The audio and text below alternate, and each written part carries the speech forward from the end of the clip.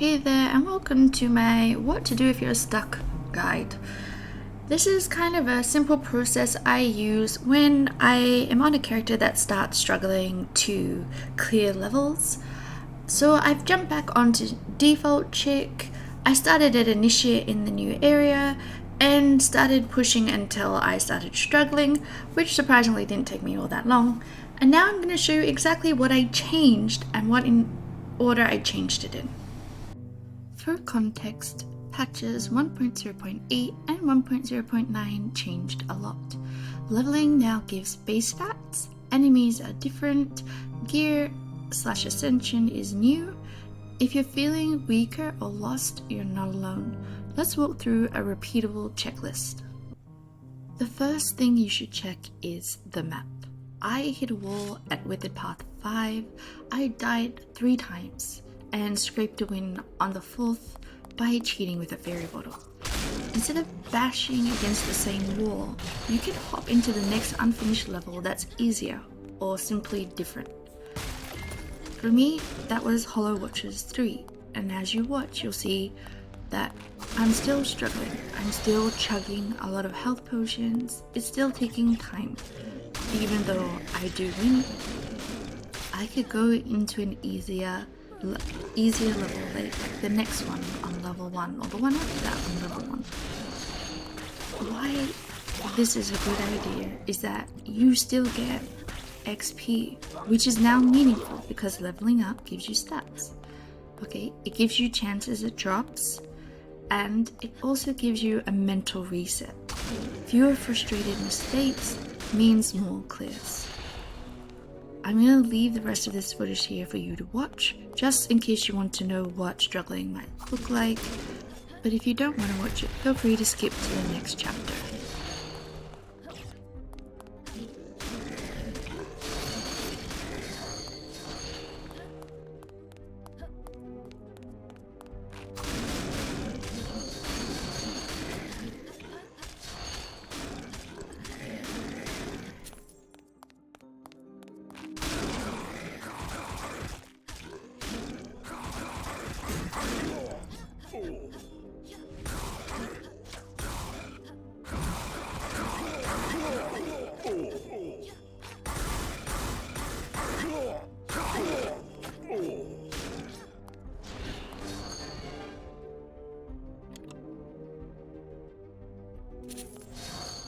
If moving map doesn't do it, adjust your artifacts. Default Tikk is deceptively hard. She has super slow swings. She takes chunky damage. She has no built-in heals. The recommended set, Fire Ward, Shell Ward Amulet, and Shuriken has 0 healing. What I would try next is 3 times Wasp Nest. Yes, it's silly to let pets do the work when you're a melee character, but it's stable and only less than 2 minutes slower for me than my struggling run. It's great for farming the 6k blood gems to unlock other characters to play. You could do a hybrid option, maybe 2 Shell Ward Amulets and 1 Fire Crown, or 2 Shell Ward Amulets and 1 Shuriken if you want to range. Just keep in mind that exploding bomb chicks are easier to dodge now. You don't need a range artifact just for them. Your bow works too if you do need it. In this run, I did drink 1 health potion, but only because I didn't hide properly, but I mostly tried to just hide with my Wasp Nest and not punch anything myself.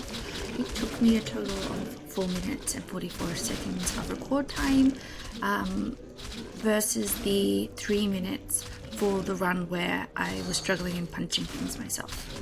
So really, adding a minute and 40 to a run is worth it if you really are struggling.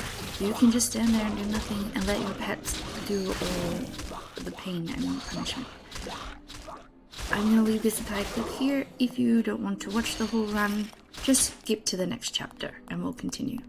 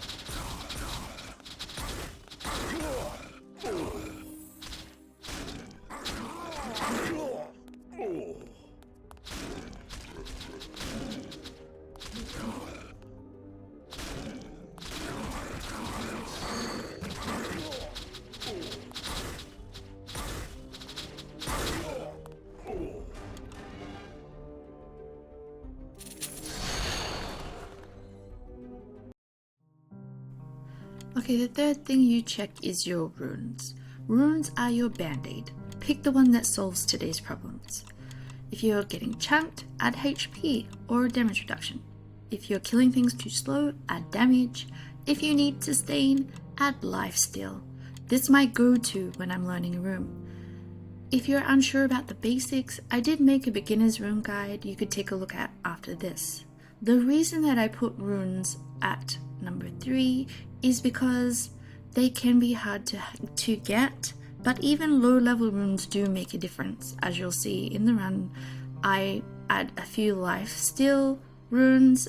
They're the lowest ones that I had. I think the highest one we added was level 3, and it made a huge difference. But when you socket them in your gear, to remove them either cost blood gems or you throw them away when you change your gear, which is why I've added them at 3, because they do have a cost associated with them that you might not be willing to pay.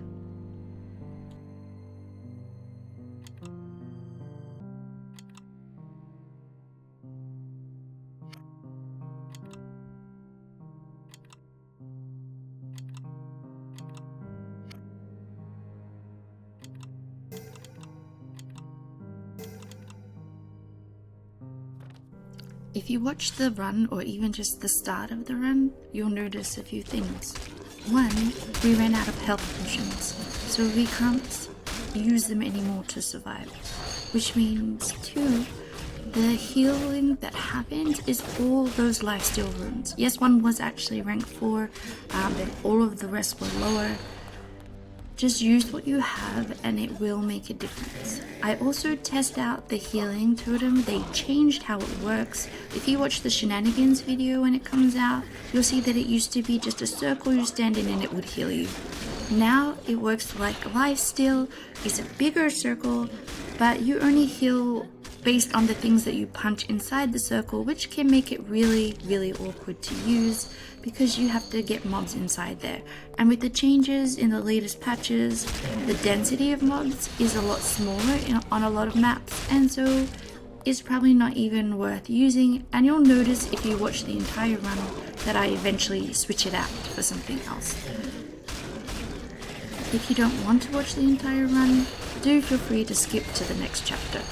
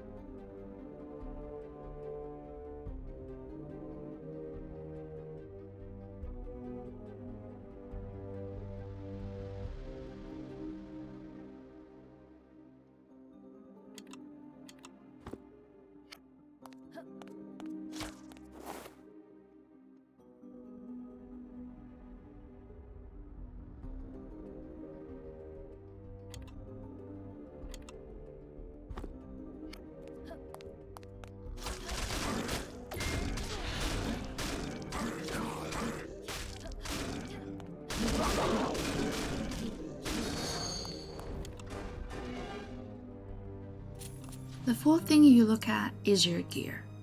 If your main goal is leveling your character, your gear slots are the only places that can roll plus EXP. My rule, before I redo my whole build, I keep my highest plus EXP pieces and I change artifacts and runes for survivability. A few notes post-patch.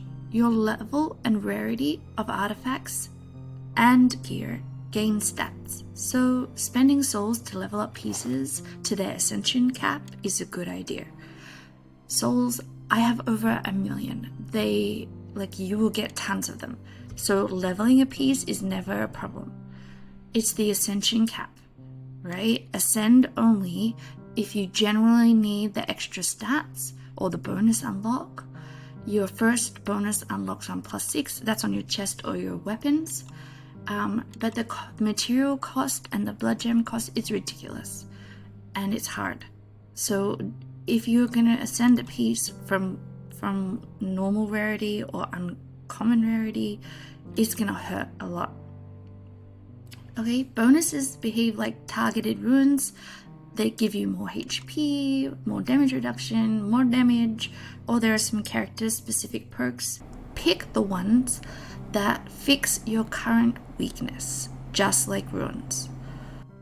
Right now I am wearing a sword on default chick. That's level 80 uncommon. I ascended it from normal gear when we first got the upgrade system and I was checking it out.